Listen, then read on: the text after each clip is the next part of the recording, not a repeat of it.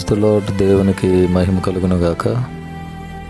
దేవుని బిడ్డలందరికీ యేసుక్రీస్తు ప్రభువారి శ్రేష్టమైన నామంలో శుభములు, వందనాలు తెలియజేస్తూ ఉన్నాం.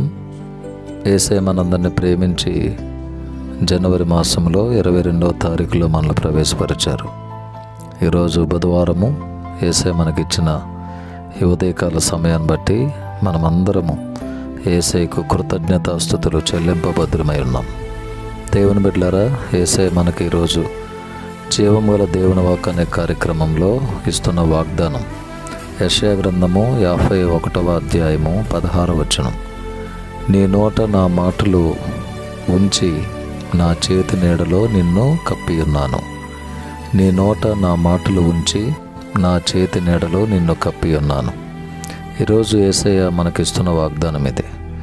మన నోట యేసయ్య మాటలు ఉంచుతానని వాగ్దానం ఇస్తున్నారు.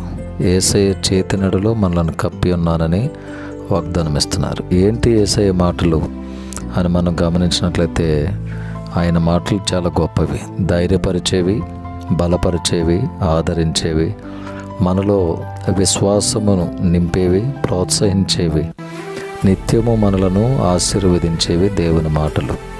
కరుణ కలిగినవి యేసయ్య మాటలు, కరుణ కలిగినవి, జాలి కలిగినవి. ఆయన మనలాగా ద్వేషించే మాటలు, దూషించే మాటలు, బలహీనపరిచే మాటలు ఏనాడు ఆయన మాట్లాడలేదు.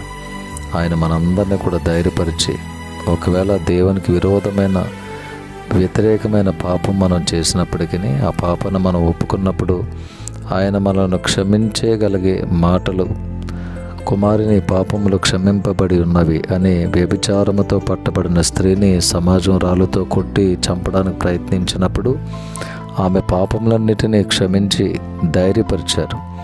ఎవరూ నిన్ను శిక్షించలేదా, నేను కూడా నిన్ను శిక్షించను, ఇక పాపం చేయకు అని ధైర్యపరిచి బలపరిచే మాటలు యేసయ్య మాట్లాడారు. ఈరోజు ఆయన అంటున్నారు, ఇదిగో నీ నోట నా మాటలు ఉంచి నా చేతి నీడలో నిన్ను కప్పి ఉన్నాను. నిజంగా ఇలాంటి మాటలు మన నోట కూడా ఉండాలి. చాలామంది ఒక వ్యక్తి గురించి చాలా చెడ్డగా మాట్లాడేటటువంటి సమాజంలో మనం ఉన్నాం. ఈరోజు మంచి అంటారు, ఆ క్షణమే చెడు అంటారు. మానవుని నోట నుండి వచ్చే మాటలు చాలా చెడ్డవిగా మనం చూస్తాం. అలాంటి టైంలోనే మనం ధైర్యంగా ఉండాలి. ఎందుకంటే యేసయ్య మాటలు మనకున్నాయి. ఆయన మనలను ఆదరిస్తారు, ఆయన మనల్ని ధైర్యపరుస్తారు, ఆయన మనల్ని ప్రేమించే మాటలు. నేను నిన్ను ప్రేమించుచున్నాను, ఎలాగా శాశ్వతమైన ప్రేమతో నేను నిన్ను ప్రేమించుచున్నాను గనుక విడవక నీ ఎడల కృప చూపుచున్నాను అన్నారు యేసయ్య. ఇలాంటి మాటలు మనకున్నాయి కాబట్టి మనం ధైర్యంగా ఈ వాగ్దానం పట్టుకుని విశ్వాస యాత్రలో ముందుకు సాగిపోతాం. దీంట్లో రెండవది, ఆయన చేతి నీడలో మనం కప్పి ఉన్నారు. అద్భుతమైన ఈ వాగ్దానం మనందరి జీవితంలో స్థిరమవునుగాక. ఆమెన్. మా ప్రేమగల తండ్రి, పరిశుద్ధుల మీ పాదములకు స్తోత్రములు. ఇచ్చిన ఈ వాగ్దానాన్ని బట్టి మీకు వందనాలు ప్రభా.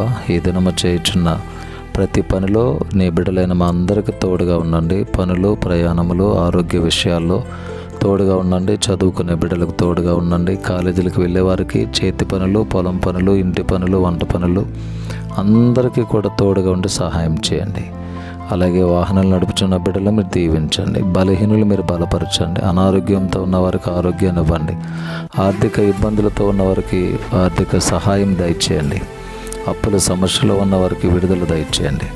కుటుంబంలో భార్య భర్తలు, తల్లిదండ్రులు, అన్నదమ్ములు, అక్క చెల్లెమ్మలు, అత్త కోడళ్ళు, తోడు కోడళ్ళు అందరికీ సమాధానం దయచేయండి. యెరూషలేమునకు క్షేమాన్ని దయచేయండి. యేసయ్య నామములో ప్రార్థించి వేడుకొని పొంది ఉన్నాము తండ్రి. ఆమెన్. తండ్రి, కుమారుడు, పరిశుద్ధాత్మ త్రియేక దేవుని దీవెనలు సదాకాలం మనందరికీ తోడై ఉండునుగాక. Amen. May God bless you all. May God bless our India.